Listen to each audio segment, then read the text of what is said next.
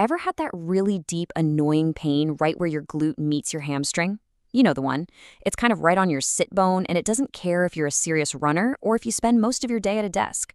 It's confusing, it's stubborn, and trying to figure out what's actually going on can feel like a total mystery.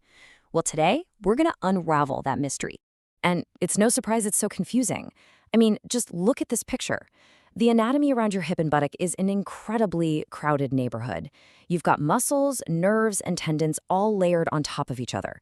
So, as you can see here, that pain could be coming from a bunch of different things, like Deep Gluteal Syndrome, or even some sciatic nerve irritation. But we're going to zero in on one of the most common culprits behind this very specific kind of deep, localized pain. It's a condition called tendinopathy.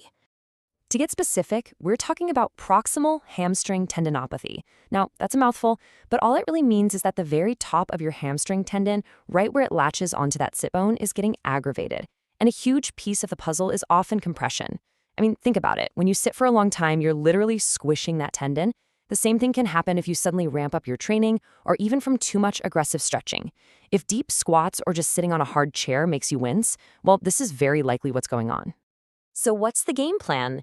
In a world that's just full of conflicting advice, everything from just rest it to go get an injection, what does the science actually say is the best way to handle this? To get an answer, we can look at a really important study called the LEAP trial. The researchers basically set up a scientific showdown between three of the most common treatment strategies. Group 1 got a structured 14-session exercise program that also included education. Group 2, they just got a single corticosteroid injection.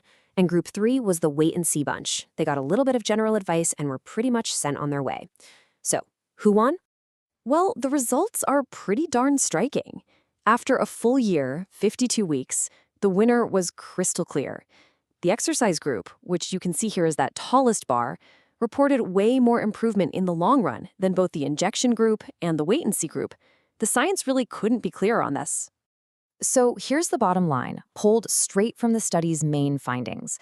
It's the combination of education and progressive exercise that really makes the difference. See, it's not just about doing random exercises. It's about understanding what's happening and following a smart plan that gradually gets more challenging. That's what leads to real, lasting relief. All right, so we know what works. Now let's talk about the how. We're going to walk through the evidence-based recovery blueprint, step by step. The gold standard approach is this 4-stage protocol. And listen, this is not a race. It's a logical, step-by-step progression. We start by calming things down. Then we methodically rebuild strength. After that, we prepare the tendon for more complex, real-world movements. And finally, we get it ready for the dynamic demands of your sport. So let's break down what each stage actually looks like. Stage 1 has a really simple goal. Calm the tendon down and reduce your pain. We do this using isometrics. These are just exercises where you contract a muscle without actually moving the joint. This gives the tendon a nice loading stimulus that can actually have a pain-relieving effect, all without compressing or irritating that sensitive spot. And here are a couple of great examples of what that looks like. On the left, you've got a single leg bridge hold, and on the right, an isometric pull-down using a resistance band. The idea is to hold these contractions for about 45 seconds. You want to feel the muscle working, but with very little pain. It's all about just settling things down. Okay, so once that initial pain is under control, we can move on to stage 2. The goal now is to start building back some real strength and muscle. But the key here is to do it in ways that don't bend the hip too much, because that's what can compress the tendon we're trying to heal. This stage is where you'll see exercises like the prone hip extension on the left and slider leg curls on the right. These are what we call isotonic movements, which just means the muscle is now moving through a range of motion. We're carefully and very progressively rebuilding the tendon's ability to handle some real work. In stage 3, we really start to get ready for real-world activities.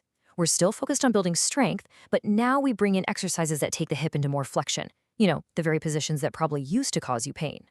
This is where exercises like the diver and Romanian deadlifts become so important. These movements build strength while your hamstring is in a lengthened or stretched position.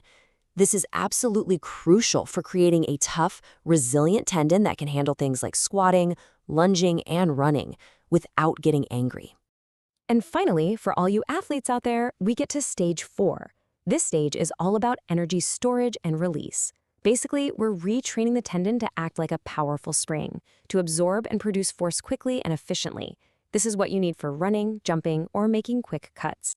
So here, the movements get a lot more dynamic. We're talking about explosive stuff, like kettlebell swings and alternating split squat jumps. This is really the final piece of the puzzle, the thing that bridges the gap from just being pain-free to being a durable, high-performing athlete again. So as we start to wrap this up, let's just boil it all down to the key principles you need to remember to make this recovery successful. First, and this is maybe the most important thing I can tell you, be patient. This is not a quick fix. A full recovery often takes somewhere between 3 and 6 months, and if it's been a problem for a long time, it could take even longer. Your progress is guided by how you feel, not by a date on the calendar. And these are your guiding stars. First, remember that load is medicine. The right exercises are what signal your tendon to heal and get stronger. Second, that load has to be progressive. You have to gradually and systematically increase the challenge. Third, you have to listen to your body. Any pain during the exercises should be minimal, like a 3 out of 10 at the absolute most. And finally, you got to avoid the things that poke the bear. Limit that prolonged sitting and don't do any aggressive stretching. Give the tendon a real chance to adapt and heal. So I'll just leave you with this one thought. It's so easy to look for a quick fix, right? An injection, some kind of magic pill. But what if the science is telling us, loud and clear, that the most powerful tool for your long-term recovery isn't something someone else does to you, but something you have complete control over? A smart, patient, and progressive plan.